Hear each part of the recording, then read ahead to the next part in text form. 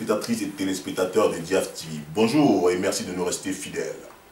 Avant de vous présenter notre invité du jour, je voudrais saluer une initiative respectable et honorable à 6000 km d'ici, notamment à Yaoundé au Cameroun. Dilor Kamga, membre de la Ligue des consommateurs du Cameroun, est en grève de la faim depuis ce matin contre le projet de hausse des prix de l'électricité.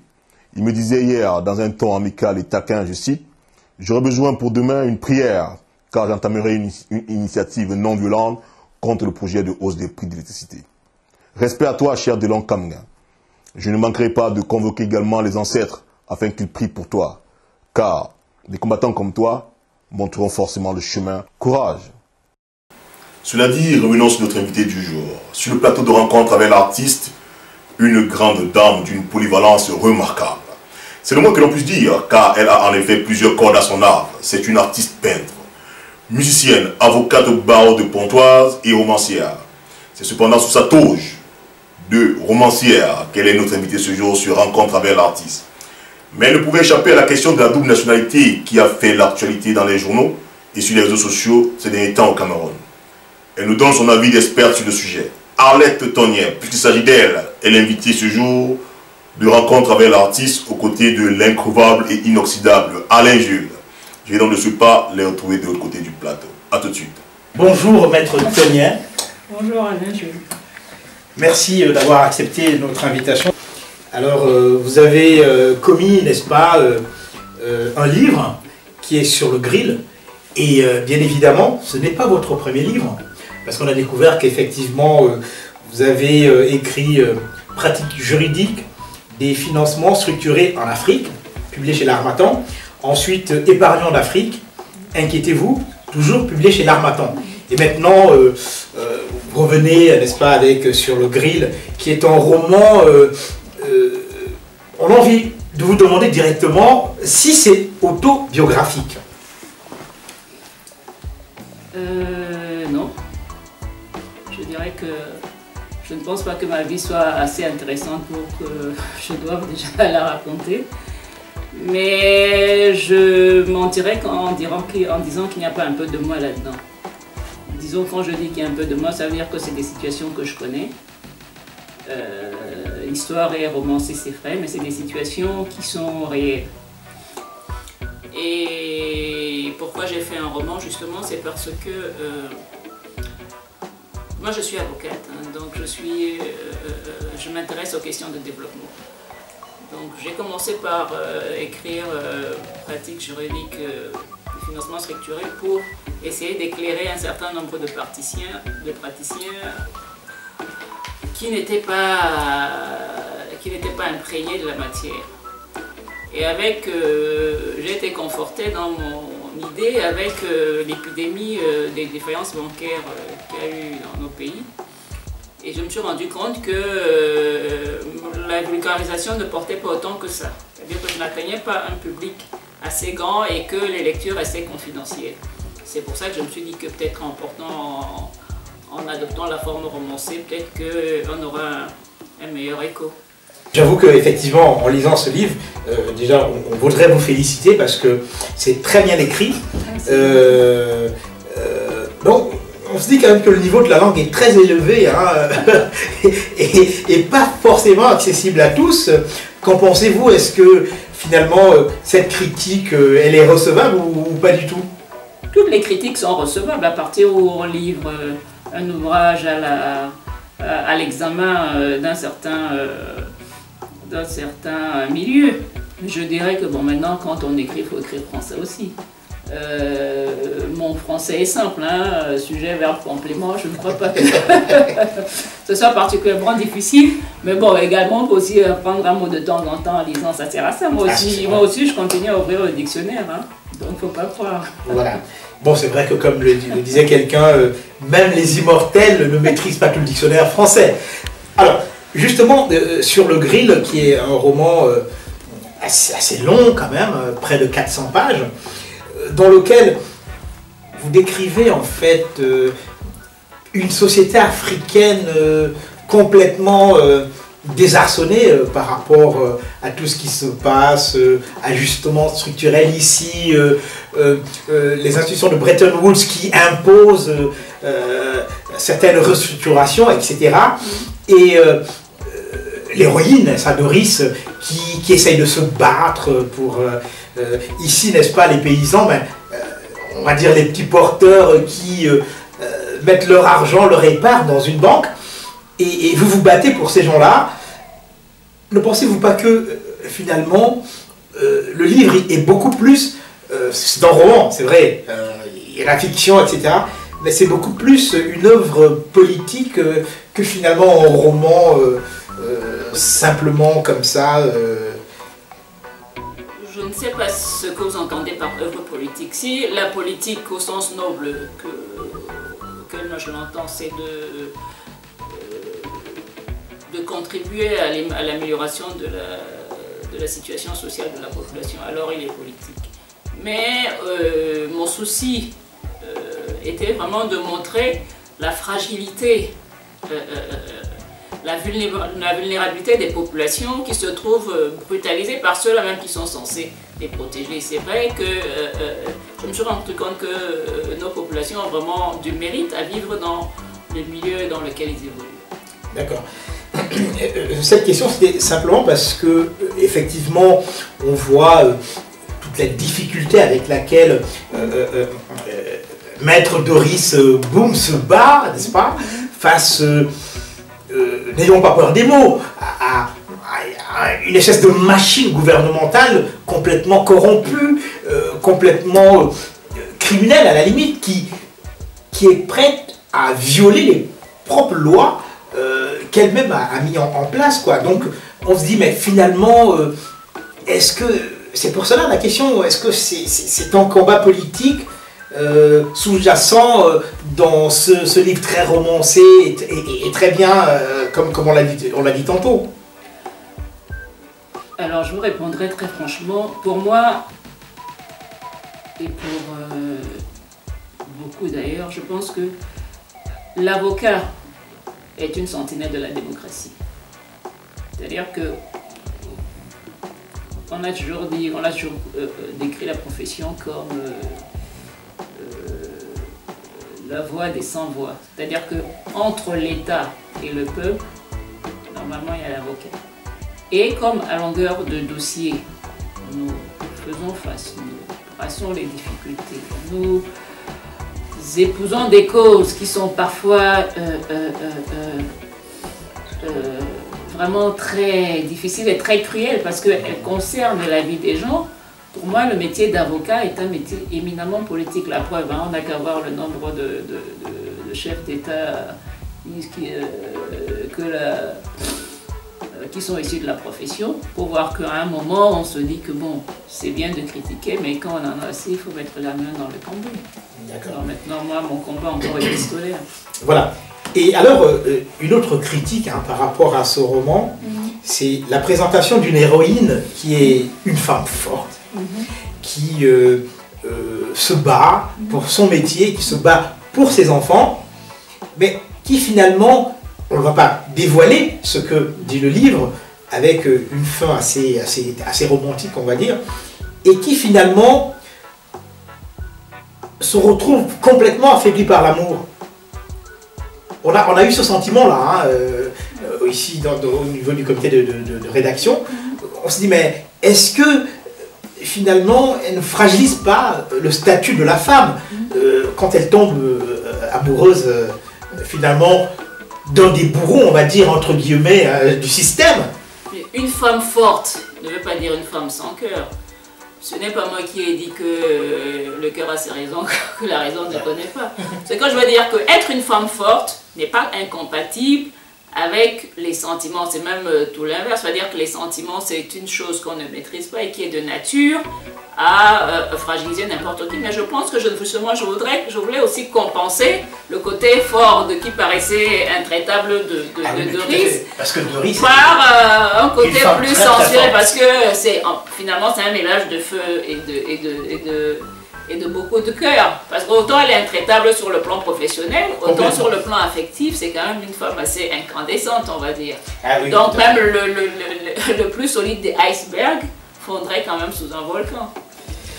Et d'autant plus que quand on parcourt le livre, on voit au début, n'est-ce pas, cette femme qui, effectivement, elle a du cœur, elle se remet avec un ancien camarade de la fac qui se retrouve au chômage, compressé, n'est-ce pas, comme on dit vulgairement, mais elle accepte, mais finalement, il devient alcoolique, et je disais tantôt, n'ayons pas peur des mots, elle le largue, quoi. C'est-à-dire que c'est quand même le père de ses enfants. Ce côté-là, c'est pour cela qu'on parlait d'une femme très forte. Comment peut-elle, après, tomber complètement red dingue, comme le disent les jeunes, c'est Duncan, c'est ça? Oui, mais c'est parce que c'est deux situations complètement différentes. C'est-à-dire que quand elle largue son mari, c'est parce que je pense qu'elle a déjà dépassé le niveau de la déception. Elle attend autre chose de lui. C'est pas tout d'être compressé, mais quand on a, comme vous dites, mais quand on a compressé, il faut avoir un nouvel élan. Je veux dire que tout le monde peut tomber. L'important, c'est de faire des efforts pour se relever. Donc c'est ça, c'est pour ça qu'à un moment fatigué de servir de béquille à son mari, elle le laisse, parce que sinon elle-même peut laisser sa santé. Vous savez, les femmes ne sont pas des infirmières, hein, c'est des épouses. Infirmière, c'est un autre métier. Bon, maintenant lorsqu'elle se retrouve avec Duncan, elle se retrouve comme avec quelqu'un de flamboyant. Je vais dire qui a ses travers, mais elle retrouve un peu, parce que nous les femmes, je crois qu'on a quand même on a besoin d'admirer quelque chose dans je crois que c'est ça qui la séduit un peu chez Duncan, même si après elle découvre que bon, il n'est peut-être pas aussi vertueux que ça. Exactement. Et donc finalement, en parcourant le livre, hein, il y a des scènes cocasses, il y a des rebondissements, et puis cette force littéraire qui réside au niveau des dialogues. C'est-à-dire que c'est un livre où il y a énormément de dialogues et ça vous accroche en fait. Vous trouvez-vous l'inspiration en réalité pour autant faire des dialogues? Parce qu'on est submergé par vos dialogues. Merci. Non, mais moi je pense qu'il n'y a rien de plus réel que des dialogues. Moi, quand j'écris le livre, je me dis qu'il ne faut pas qu'à un moment le livre tombe des mains du lecteur. Donc il faut trouver quelque chose qui l'accroche. Et effectivement, les dialogues, je pense que dans les dialogues, je vais souhaiter que ceux qui le lisent se retrouvent un peu dans ces dialogues-là, c'est-à-dire que se disent que telle personne aurait pu être moi, donc c'est pour ça quoi. D'accord. Là on comprend mieux parce que bon, en parcourant vraiment ce très beau livre, hein, n'est-ce pas, sur le grill, il y a une autre critique, c'est-à-dire que le comité de lecture, après lecture de chacun des membres de la rédaction, on s'est dit mais il manque quelque chose au livre, vous allez nous démentir probablement, c'est le fait de ne pas citer le pays dans lequel Doris est implantée. La seule chose qu'on sait effectivement, c'est que elle est avocate, elle est rentrée en Afrique, où elle exerce, n'est-ce pas? Mais certains membres, je ne les citerai pas, qui ont été un peu choqués en découvrant dans le livre que, mais oui, elle parle de Genève, hein, n'est-ce pas, où elle va à un séminaire, elle parle de Paris, justement, un séminaire à double face, on va dire, hein, on ne va pas dévoiler, voilà, séminaire coquin, on va dévoiler le livre, et Paris, hein, les trottoirs parisiens, le froid, la neige, etc., mais rien sur le pays africain. Elle généralise. Et on s'est dit, mais il faut qu'on lui pose la question. Il est vrai qu'il faut être pas forcément initié, mais quand on voit Atangana ici, Manga là-bas, et puis Doris, boum, on se dit quand même qu'il y a quelque chose. On essaie de savoir dans quel pays ça se déroule. Est-ce que vous avez évité de désigner le pays simplement parce que vous ne vouliez pas que ce pays soit identifié, ou alors vous peignez, n'est-ce pas, une situation qui se déroule dans l'Afrique, dans toute l'Afrique en général?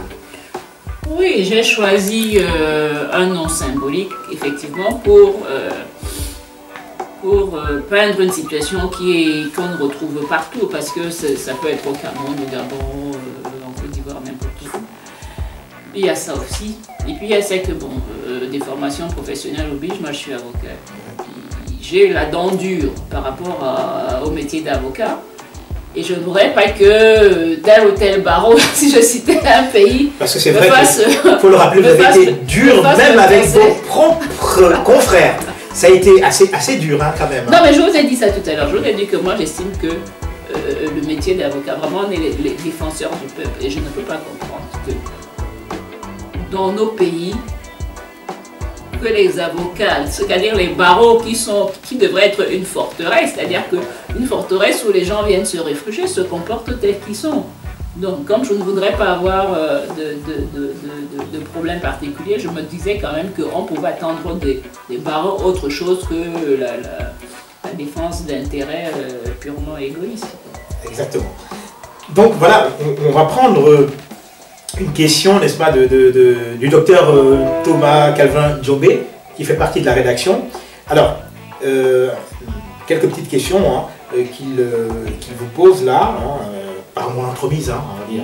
Alors, Doris, votre héroïne, héros OS ou héros AUT? Que répondez-vous à cette question? Doris, héroïne ou héros, parce que déjà elle a le mérite de mener un combat qui est quand même assez difficile dans un milieu hostile. Et héros parce qu'elle est quand même porteur, ce combat-là est quand même porteur d'un message d'espoir. D'accord. Je crois qu'il va comprendre, il va adhérer à votre réponse. Hein. Ensuite, c'est la dimension amoureuse du livre. Hein. Alors pour lui, il vous pose la question de savoir si l'amour comme profondeur et en même temps comme synonyme de déchéance. Oula. Est-ce que l'amour peut être une déchéance? Je ne crois pas. Hein. L'amour, encore que dans mon roman, je ne pense pas qu'il y ait eu cette déchéance. C'est vrai que il y a des moments où on a l'impression que par amour il fallait tout accepter. Mais il me semble que justement dans le cas de Doris, à un moment, elle a quand même posé ces conditions qui disent que amour oui, mais parce que c'est effectivement, nous les femmes, nous avons souvent ce dilemme de devoir choisir entre son mariage et son travail, qui sont souvent des combats difficiles, mais pourquoi pas mener les deux? Pourquoi est-ce que l'un doit absolument éliminer l'autre? Et alors, il s'est attardé sur la page 224. Ah oui, qu'est-ce qu'elle dit? Je connais alors, par cœur. Il dit, que signifie pour vous?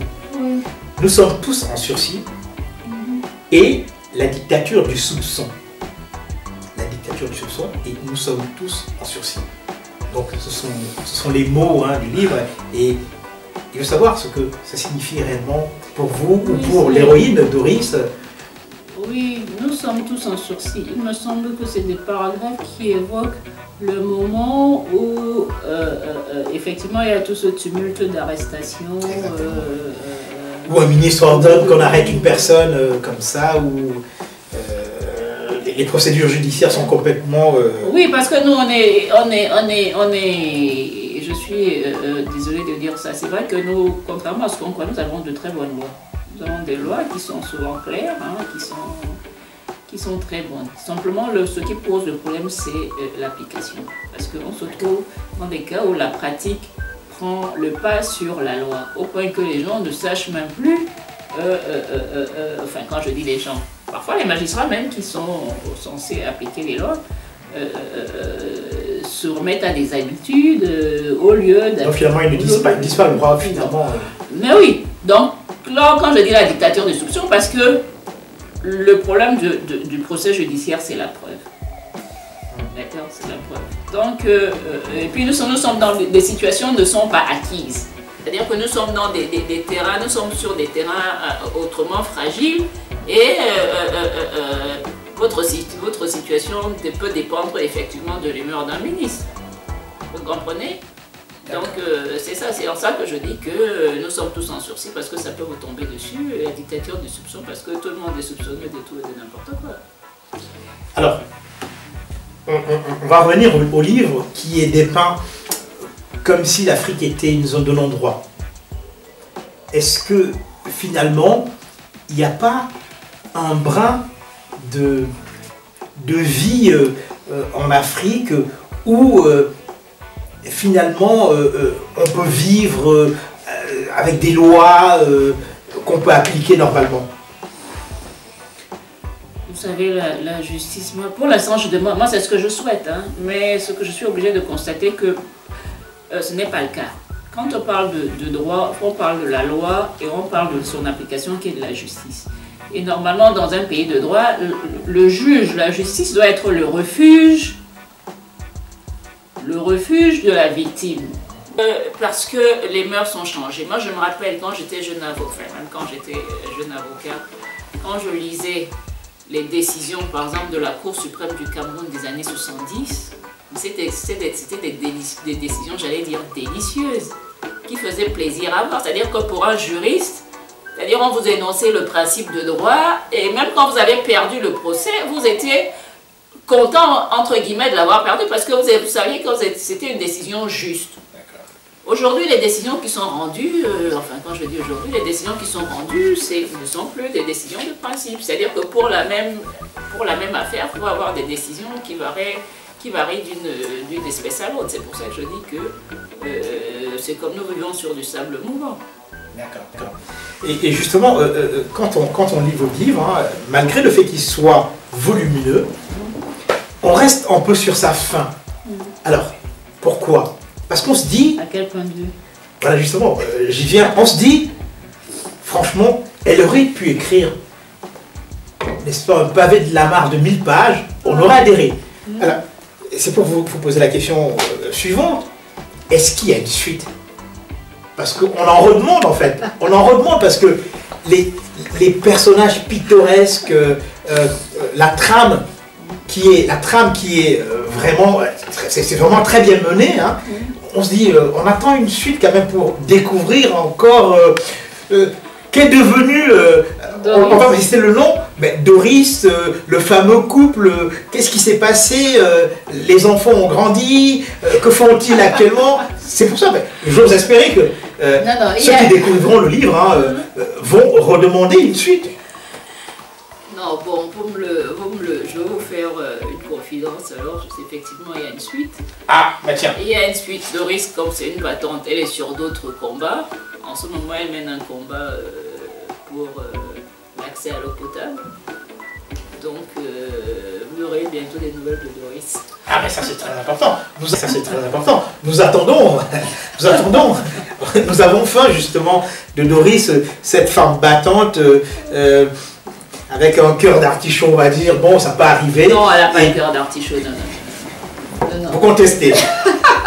Non, cœur d'artichaut, ça veut dire que vous donnez une feuille à un, une autre feuille, donnez une feuille à tout le monde, comme chanter. Vous savez pourquoi je dis? Ce n'est pas ça. C'est parce que, finalement, Doris, elle tombe amoureuse, et on se dit, elle dit à un endroit, dans le livre, c'était juste un baiser. Ah oui, d'accord. Oui. Alors c'est pour cela que on se dit, bon, c'est bon, elle passe à autre chose. On se dit ça. Mais finalement, l'amour a été, on va dire, plus fort. Et c'est pour cela qu'on parle de suite, justement. Que recherche-t-elle? Est-ce que, bon, il y a eu un heureux événement, on peut le dire, hein, qui s'est déroulé à leur domicile. On ne va pas raconter le livre, hein, les lecteurs vont le découvrir. Et c'est pour ça qu'on parlait de suite. Est-ce que finalement, dans ce que vous préparez, il y aura, elle sera toujours avec le même homme, ou alors elle va changer d'homme?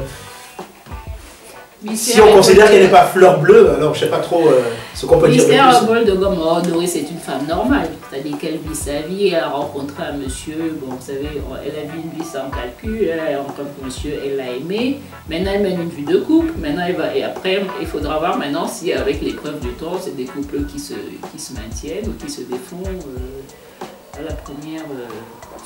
au premier coup de vent. Oui, parce que... non, mais comme d'habitude, elle est toujours entre plusieurs combats. Elle a toujours sa vie professionnelle, son mari. Maintenant, effectivement, il y a ses enfants qui grandissent. Ça fait beaucoup de terrain d'investissement. Tout à fait. Et c'est pour cela que justement, quand je posais la question, hein, j'insiste par rapport à Doris, c'est que quand on voit son premier mari, qu'elle largue, on va dire, on se dit, en découvrant justement, quand on voit la trame du livre et tout, elle découvre que finalement... mais Doris est une grande amoureuse, hein, oui, si. Même son premier mari, elle l'a aimé. C'est vrai, c'est vrai. Bah et c'est pour cela que moi j'insiste sur le fait que finalement, est-ce qu'elle est fleur bleue et puis elle passe facilement à autre chose? Ah, pas facile, attendez. Elle a quand même fait... elle passe pas facile. Elle est fleur bleue, ça, elle dira pas le contraire. Elle passe pas facilement à autre chose parce que même après avoir largué son mari, comme vous dites, oui. Elle est restée un certain temps seule, faisant même l'objet de moqueries de son amie et de sa cousine. Donc elle ne passe pas facilement à autre chose. Sa grande confidente, justement, sa très grande confidente. Non, mais c'est vrai que le livre, il est vraiment... C'est vrai que chacun le prend où il veut. Il y en a qui préfèrent l'histoire d'amour, d'autres préfèrent comment vous dites. C'est vrai qu'il peut y avoir plusieurs interprétations. Ah ouais. Ce qui reste effectivement sur ces histoires d'amour, ceux qui resteront probablement sur son combat, qui est vraiment digne, hein, parce que quand une personne se bat pour les autres, c'est vraiment très bien. Et puis, forcément, la trame... désespoir, espoir, un contrat qui se signe assez rapidement. Alors on se dit, justement, on va parler de ce contrat-là, qu'elle signe, malgré le fait que, je crois c'est Baudouin, qui est très hésitant.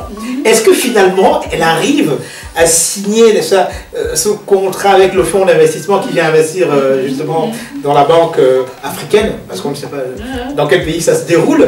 C'est pas finalement... son amoureux qui a fait, comme on dit vulgairement, qui a fait pression, parce qu'il y a un endroit, justement dans le livre, où il dit moi je vous avoue, si c'est comme ça, je démissionne.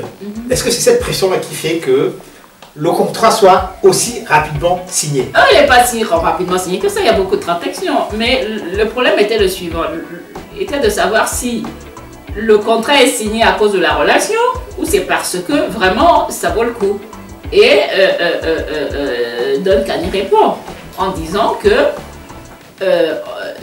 en mettant sa démission sur la balance, parce qu'il plaidait qu'il n'y a qu'en Afrique, et ça c'est une réalité, qu'on retrouve des retours d'investissement de l'ordre de 20% quand on fait des affaires aussi juteuses. Parce que si même ici en France, quand vous lisez les résultats, c'est des petits résultats de 8%, 5%. Quand ils ont fait 8%, ils sautent au plafond. Alors qu'en Afrique, vraiment, il y a des marges qui sont conséquentes. C'est pour ça qu'il a demandé à Baudouin là, de regarder un peu au-dessus, de passer au-dessus de sa relation et voir un peu quel est l'intérêt du fonds d'investissement. Et c'est là le génie du livre. Vous savez pourquoi? Non. Parce que c'est prémonitoire. Je ne sais pas si vous êtes au courant que les parlementaires français ont déclaré, très récemment, ils ont rendu un rapport dans lequel il est indiqué ceci. L'Afrique est notre avenir. Donc, quand justement j'ai lu ce passage-là, parce qu'il parlait de 25%, je me suis dit, mais tiens, comment il a pu avoir cette inspiration bien avant que, justement, les Européens reconnaissent que, finalement, investir en Afrique, c'est plus rentable qu'investir chez nous, ici, on va dire, même comme nous sommes de là-bas, on va dire, d'Afrique. Bah, moi, je n'étais pas au courant de ce rapport. Je vous au courant. Mais je vous dis que, effectivement, parce que quand j'écris, moi je suis une observatrice, j'écris à la suite d'une analyse. C'est-à-dire que quand j'écris, c'est vrai que je mets ça sous forme romancée, comme je vous dis tout à l'heure, c'est quand même pour faire passer un certain message. Et c'est une évidence que c'est chez nous que ça se passe, parce que les Européens, déjà, ont tout construit chez eux. Vous comprenez? Il n'y a plus grand-chose à inventer maintenant aussi au niveau de l'Europe. Donc c'est chez nous que ça doit se passer. C'est chez nous que ça doit se passer. C'est pour ça que je suis, moi, quand je vois qu'aujourd'hui des pays sont en crise, et ça m'amuse, parce qu'on ne devrait pas. Voilà. On ne devrait pas. Donc je crois qu'on a quand même fait une petite promenade dans ce livre-là. Et on profite de votre présence, parce que vous êtes avocate, pour sortir légèrement du livre. Alors, il s'agit du pays dont vous êtes originaire, c'est-à-dire le Cameroun, où effectivement on s'est connus comme ça lors d'un débat où vous parliez justement de la double nationalité que certains revendiquent justement au Cameroun. Et en tant que juriste, forcément, vous leur avez dit à ces gens-là, dont j'en faisais partie, justement, que non, attention, il y a une loi écrite. Et on croyait, beaucoup de dames croient même aujourd'hui que elles gardent leur nationalité camerounaise si elles le veulent. Qu'en est-il réellement de cette polémique sur la double nationalité? Polémique qui ne devrait pas exister parce qu'au Cameroun, la double nationalité n'existe pas. Ce n'est pas un problème parce que ça n'existe pas. Maintenant, que ce soit une volonté, ça c'est une autre chose. Ça n'existe pas. Pourquoi? Parce que comme je le disais tout à l'heure, nous avons des lois qui sont claires. Nous avons la loi qui régit la nationalité, c'est une loi de 1968 qui avait été suivie d'un décret d'application de la même année de décembre 68. Qu'est-ce qu'elle dit? Que la femme camerounaise, lorsqu'elle épouse un étranger, garde sa nationalité, à moins qu'elle ne fasse l'option de prendre la nationalité étrangère. Voilà. Mais par principe, le principe est que tout Camerounais qui fait l'option de prendre une nationalité étrangère est déchu de sa nationalité camerounaise. Donc, quand le législateur parle de son enfant en disant que lorsqu'une femme camerounaise épouse un étranger, c'est parce que le mariage n'emporte pas changement de nationalité. Ce n'est pas une conséquence légitime du mariage, ce n'est pas ça. C'est-à-dire qu'il faut, parce qu'en plus quand elle épouse un étranger, on ne sait pas ce que la loi nationale de l'étranger dit. Donc, elle ne peut pas rester dans l'incertitude. Elle garde le législateur dispose donc, elle garde sa nationalité. Donc moi, Camerounaise, j'épouse un Hollandais, je reste camerounaise. Si je dis maintenant que je deviens hollandaise, déjà je vérifie que la loi hollandaise permette que moi, Camerounaise, par le fait du mariage, je devienne hollandaise. Ça, c'est le premier point. Maintenant, si je fais la démarche de devenir hollandaise, donc je fais une procédure qui est prévue par le texte pour dire que je devienne hollandaise. Et à ce moment-là, normalement, au moment où le fait qu'on m'attribue la nationalité hollandaise fait tomber ma nationalité camerounaise. Ça, c'est de facto. Les choses ont été claires par rapport à votre réponse. En revanche, il y a des cas spécifiques. Le Cameroun va à la Coupe du Monde bientôt. Or, la plupart de nos joueurs sont qui espagnols, qui français, etc., etc. Au nom de quoi, justement, ceux-là profitent de fait de cette double nationalité, alors que les autres ne bénéficient pas de ce, je préfère le dire entre guillemets, de ce passe-droit-là? La réponse est dans votre question, au nom de quoi? La loi que nous avons lue, il ne me semble pas que vous ayez vu là-dedans qu'il y avait des exceptions. Moi, il ne me semble pas que dans la loi de 68, on ait dit sauf Camerounais, ou sauf footballeur, ou sauf artiste. Moi, c'est l'occasion de dire que moi, je n'ai rien contre la double nationalité. Mais comme je le dis souvent, la loi est un outil. Maintenant, si nous estimons que nos sportifs auto-artistes on doit la double, quand je dis on, si le gouvernement, le Parlement trouve des vertus à la double nationalité pour une catégorie de personnes, il suffit de le dire. C'est-à-dire qu'il faut l'établir. Ce qui n'est pas bien chez nous, c'est que on prend des arrangements avec la loi, on s'arrange avec la loi comme on veut. Or, comme je le disais, ces changements de nationalité là, c'est pas tellement parce que les gens revendiquent des valeurs d'autres, se reconnaissent plus dans les valeurs d'autres pays que les leurs. C'est tout simplement pour des commodités pratiques, comme vous dites, le football et autre chose. Donc moi je pense que ce soit les règlements, de toute façon il y a une loi. Moi je sais pas, je ne suis pas une experte encore des règlements sportifs camerounais, mais si les règlements sportifs veulent prendre des dispositions par rapport à des catégories professionnelles, il me semble qu'il faut juste prendre date avec le législateur pour que ce soit pour que ce soit clairement établi, hein, que ce soit pour les joueurs, les politiques, ou j'apprends qu'il y a des ministres qui ont des passeports français ou des choses comme ça. Non, non, mais c'est vrai. Notre entretien tire à sa fin. Déjà? Déjà. Bon, on aurait aimé vous garder, hein, ad vitam aeternam. Donc, alors, on revient sur l'habillage de ce livre, hein, qui est très bien fait. On se demande qui a fait je sais pas, c'est une peinture?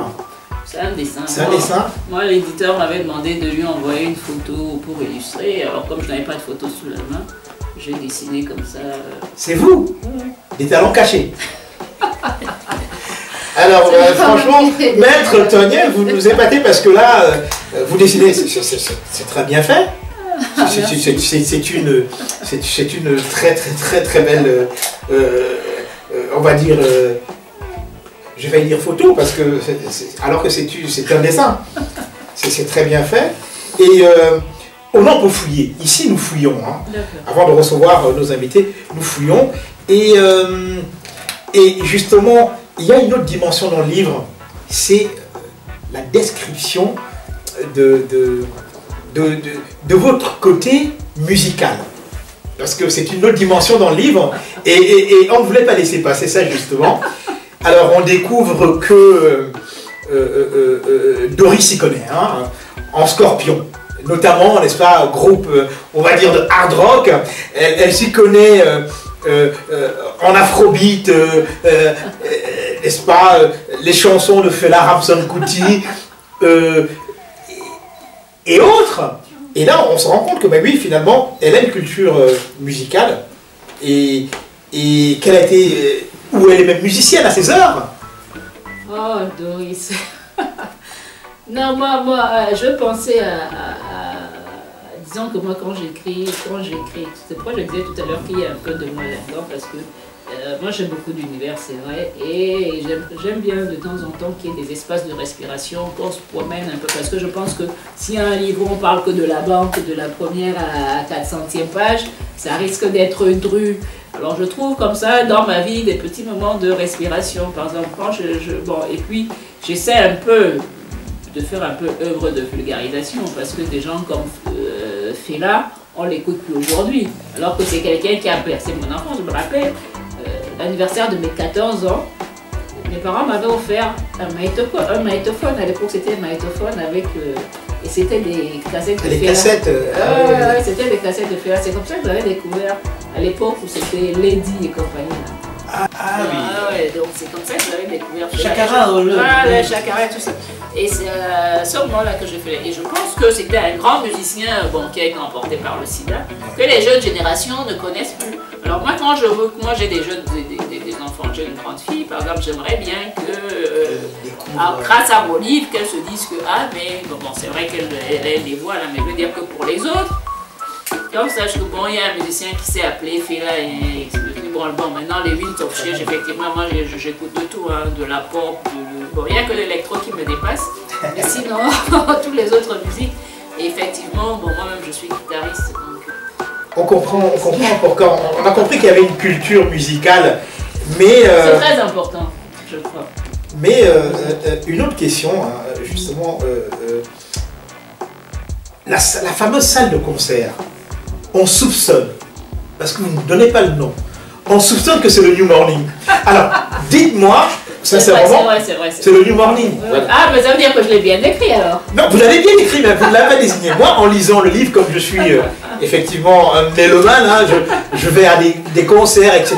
Je me suis dit, la description qu'elle fait de ce concert d'Afrobeat, ça ressemble au New Morning, avec cette description des photos sur les murs. Je me suis dit, elle ne le dit pas, mais quelqu'un qui connaît Paris et les salles de concert doit se dire que... Donc j'ai tout juste. Non. Donc vous êtes convaincu que j'ai lu votre livre? Non, mais je m'en suis envoyé, je vous remercie. Parce qu'il n'y en a pas toujours qui se donnent cette peine. Hein. Et hélas, malheureusement, hein, alors que effectivement, il faut le lire. Et d'autant plus que le livre, il est vraiment très enlevé. Hein. Quand on commence la première phrase, on en vit la tête de la dernière. Et encore, et c'est pour cela que je parlais tout à l'heure de l'attente d'une suite. Vous me promettez? Non, non, vous l'aurez, elle est presque finie. D'accord. Vous l'aurez la suite, je vous la promets. Voilà, alors sur le grill d'Arlette Tonnien, c'est le livre qu'il faut avoir dans vos bibliothèques. Alors, justement, maître Arlette Tonnien, hein, parce que bon, ça c'est votre première casquette, hein, on vous remercie très sincèrement d'avoir accepté notre invitation et on espère justement que beaucoup de personnes, nos téléspectateurs, découvriront l'univers de votre plume qui est très forte. Hein. C'est-à-dire il y a une force littéraire dans ce livre-là et personne ne peut résister justement à la lecture de ce livre-là sans en redemander. Voilà. Donc voilà, on espère que justement ça aura le succès qu'il mérite. Merci. Merci beaucoup de m'avoir invité dans ce charmant et chaleureux décor. Merci beaucoup. Merci beaucoup Arlette Tonnien. Et à la prochaine surtout avec le prochain livre. S'il plaît à Dieu. Oui. Voilà. Alors merci chers téléspectateurs d'avoir reçu, n'est-ce pas, avec nous maître Arlette Tonnien, n'est-ce pas, qui a commis ce livre sur le grill, qui est un très bon livre que nous vous conseillons vivement. À la prochaine. Mandela.